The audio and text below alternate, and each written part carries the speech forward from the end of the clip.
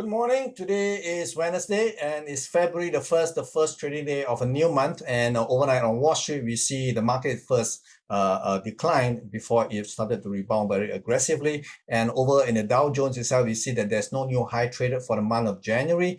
In fact, the high was traded actually on January the 14th at 34,342. And the late part of last week on Friday, the market, the best it could do was 34,164. So this week we have not had new high yet, but going into tonight's trading, we know tonight we're going to have the FOMC meeting, the result of the interest rate hike by the Federal Reserve, followed by the Fed chairman, Jerome Powell is going to give a press conference, and definitely we're going to see a little bit of firework right after 3 a.m. Singapore time. So if you're going to be awake and want to watch the reaction in marketplace and what the Fed chairman has to say about his policy stand going forward for at least for the first half of 2023, then this will be a very crucial, because at the end of the day, this is going to be the first FOMC meeting for 2023, and market participants are eagerly looking forward to what he has to say. And if he maintains a somewhat hawkish view, then I think that will be detrimental to equity markets. But if he hints that after this rate hike of the market is practically pricing in a quarter point rate hike, and if it's and if the rate hike is exactly quarter point, then the next best thing to do is to look out for hint from his speech. And if he can give the market some kind of assurance for the next few months, he's going to pause without having to hike rates further, then that will be positive for equity market. So the market is just pricing in, and we can see from last night's price action, the market wants to go up very badly. And I have noted in previous recording that a lot of algorithmic trading programs, whether they are fast or slow algorithmic trading programs, they are all geared for higher prices. So there is a real possibility we could see a new high traded relative to January, and perhaps even challenge the December high of 34,712 in the Dow Jones. Now, the same thing is also quite evident in the S&P 500. We can see that the market actually opened on a weak note this week and started to recover. Right now, we are already at the highest closing price for the week, and there's every possibility the market will challenge the December high at 4,100 and maybe even higher to complete the three-wave equity rebounds. But how it closed is going to be quite telling, because tomorrow, we're going to have a lot of other central banks like Bank of England and European Central Bank is going to also do an interest rate decision. So it's going to be a lot of firework going into Friday's non-farm payroll. So for the next 3 trading days, is going to be, including today, is going to be very, very volatile. Okay, going into the Nikkei, into the Nasdaq 100, we have already seen the high traded relative to the December high is already higher at 12,248.15, which is traded last Friday, and now the market is beginning to rev up again to see if we can take out the last Friday high at 12,248. So if the market can actually do that, we have actually on course, okay, to actually have a 3-wave corrective rebound, and target is somewhere between 12,400 to 12,900, somewhere in between this bracket of prices. We are very likely to see a reversal signal, so do watch out for possibility within this bracket of prices here. And over in Asia, we can see the Hong Kong market did not quite enjoy the overnight rally in Wall Street. So we can see that the high traded was 22,700 right after the market actually closes last Friday, and we have not come back to new high despite China equities has actually been more positive. Later on, we'll look at the Shanghai Composite Index. Is slightly different, but we can see that overall this market is still maintaining a somewhat bullish outlook here. Over in the Shanghai Composite, you can see market actually after a 2 days holiday open on what we call a revenge buying, taking the Shanghai Composite Index to 3,310, which is the highest traded since April last year. So this is definitely a good development. But again, the structure is telling us this is a corrective rebound, although the entire structure here has turned bullish. But again, we look at the bigger time frame, we can only say that this is so far can only be characterized as a corrective rebound, and the target is somewhere between 3,375 to 3,470. So we will have to see whether you will play catch up after tonight. Okay, over in the Nikkei this morning has a somewhat more positive outlook. It has basically been consolidating over the last 2-3 days,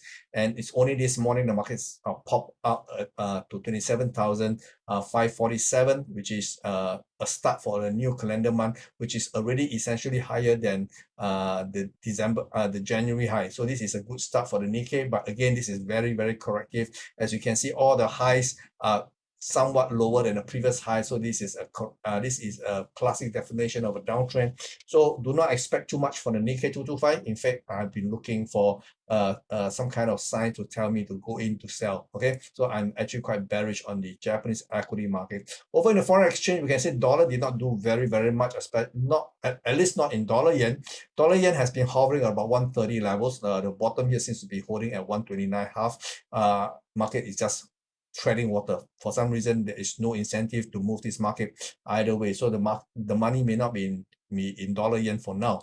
Over in the euro, we can see that the euro actually first declined going into the New York session, but subsequently in the second half of New York trading, the dollar weakens and the other currencies started to rebound. But by and large, I still want to sell the currencies and still hold on to dollar positive dollar outlook. So I'm a little biased to for the dollar to the upside, at least for the near term. So we have to see whether this view pans out. Over in Aussie, same thing. Okay, as the dollar strengthened and the Aussie went down to 70 cents before starting to rebound. Okay, so we will have to see whether overall this is a market that is still very, very positive.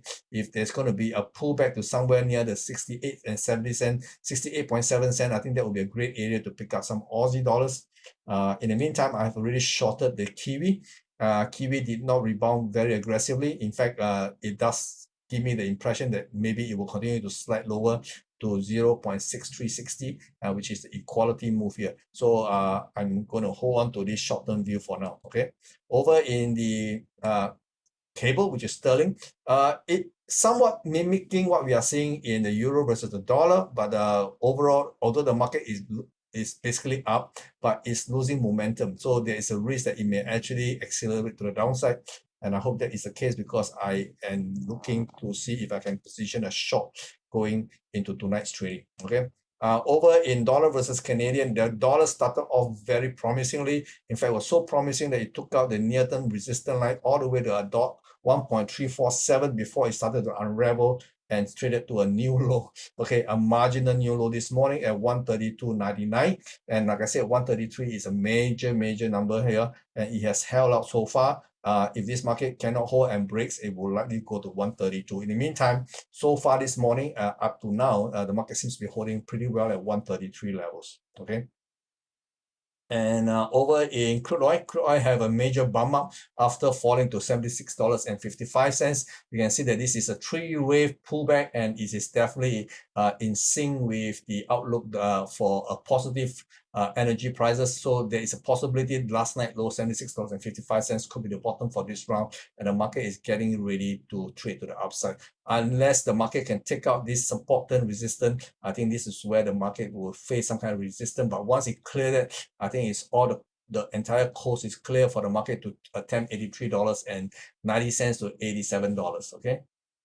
Over in the natural gas, I have already positioned a long position because despite the market basically consolidating, there was no new low traded for 48 hours, and that's a good sign. And I am hopeful that this low at $2.61 may actually hold, and at least we should see some kind of technical rebound. After all, this market has been in decline mode since August of last year, from above $10 to $2.60. So this move is a little bit extreme. I think the market is actually quite due for a technical rebound. So I'm hopeful for this possibility here. Whereas in precious metal, there was a bit of a profit taking, but it wasn't that much. The market went into New York trading in the early part of New York trading, traded to a low just below $1,900 and then stabilized and then started to rebound. So there is a possibility, because of the strength of the rebound, there's a very real possibility going into tonight's and the rest of the week itself, and maybe even into next week, we probably will see a sustained rally all the way to challenge $2,000 per ounce. So watch out for this round figure here because it's a very round figure. So if the market can sustain at least on a close to close basis above 2,000, then there's hope for an extended move, but I'm not very hopeful here. In fact, based on cycle analysis, my timing is that somewhere in next week, gold may actually pick and started a 2 months decline. So at least a 1.5 month decline. So we are looking for a substantial decline in precious metals. But for the immediate future, I think it's first to the upside. And then what he does near $2,000 will be very telling. I'll be actively looking to see if can get a sell signal here, and if it happens, I want to sell this for the next rally going into June. Okay, so after next week, I think the market may actually top out and then come back down all the way into April. And then from April, we start to look for buy signal to position for another long trade to the upside. This time, the market will likely take out 2,000. Okay, so we want to see that move here. It's quite substantial though.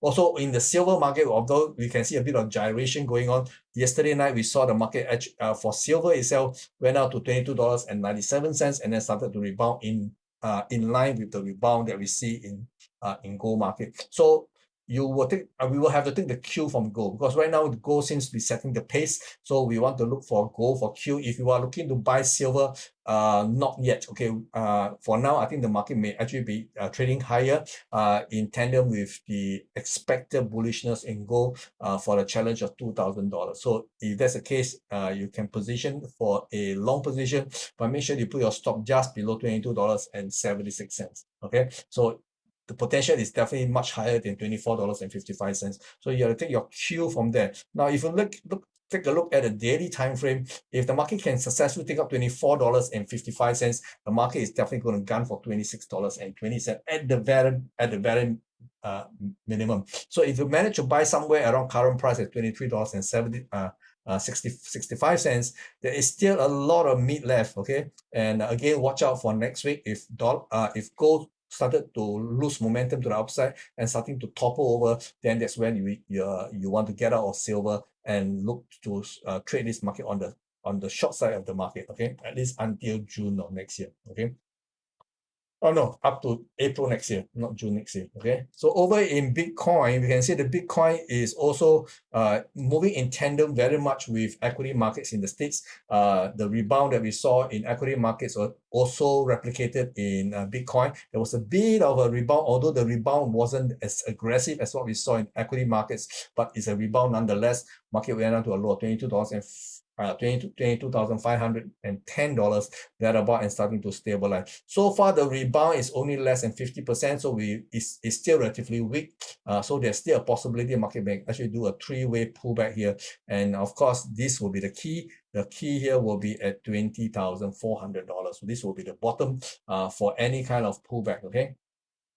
Over for Ethereum, similar. I think the market was likely to do a three-wave pullback here. So far, the rebound is again very similar to Bitcoin, less than 50% rebound, and it runs a possibility of continuing to slide lower below last night's low, and maybe to move to $1,455 to $1,500. So they are about. So if you can find some kind of positive reaction here, then maybe you want to enter on the long side somewhere around here. Okay, over in Ripple, similar. The rebound is more than 50% based on the most recent high of 0.42 to 0.3860. So the rebound here is at least 61.8, but it's beginning to lose steam right now. And there's a real risk it may come back to test the 0.3686. Over in Cardano, this is the only coin that managed a new high this morning at 40 cents. It's just a marginal high because the previous high on Monday was 0.399, and this morning was just a marginal high.